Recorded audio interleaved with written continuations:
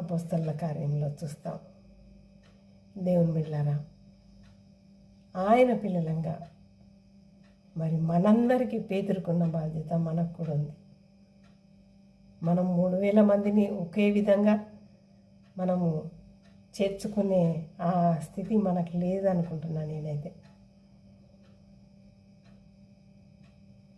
ఆ రోజు నుంచి ఇప్పటి వరకు ఎంతో సేవ జరిగింది, కానీ ఏ ఒక్క వర్తమానం ద్వారా ఇంతమంది ప్రజలు రక్షణ మార్గంలోనికి వచ్చారనేది మాత్రము మరి తర్వాత పరిశుద్ధ గ్రంథంలో ఎక్కడ చూడం, ఇప్పటికీ కూడా మనము చూడం, వినలేదు అని నేనైతే అనుకుంటున్నాను. కాబట్టి దేవుని బిడ్డలారా, పేతురు తక్కిన శిష్యులు అందరూ వారు చేసినంత సేవ మనం చేయలేము. కానీ మన దేవుడు మనకిచ్చిన పరిశుద్ధాత్మ శక్తిని బట్టి 3000 మంది కాదు, 300 మంది, 300 మంది కాకపోయినా 30 మంది ఈ ప్రయాసమన్నా మనము పడితే బాగుంటుందేమో అనేది నా ఉద్దేశం. కనీసం నీ సంఘంలో ఉన్న నీ మందను నీవు కాపాడుకుంటున్నావా? చెదిరిపోతున్నారా? ఆలోచిద్దాం.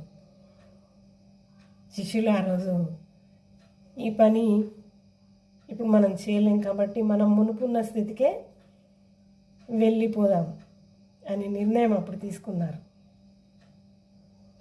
ఇప్పుడు కూడా అలాంటి పరిస్థితులలో దేవుని ప్రజలు ఉన్నారు.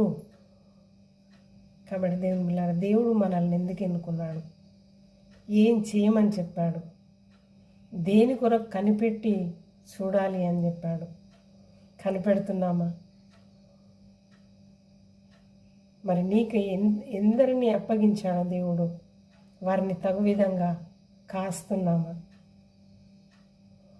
ఆత్మల భారాన్ని ఎంత మటుకు కలిగి ఉన్నావు? అప్పగింపబడిన బాధ్యతను వదిలేసి ఇతర మార్గాల గుండా వెళ్ళేవారు లేరంటారా? దేవుని బిడ్డలారా, ప్రయాసపడదాం. పేతురు వలె 3000 మందిని ఒకే దినము రక్షణ మార్గంలోనికి నడిపించేంత మనం లేకపోయినా కనీసం మన వంతుగా మనం ప్రయాసపడే ప్రయత్నం మనం చేద్దాం. అట్టి కృపలో దేవుడు మనల్ని అందరినీ నడిపించును గాక. ఆమేన్, ఆమేన్, ఆమేన్.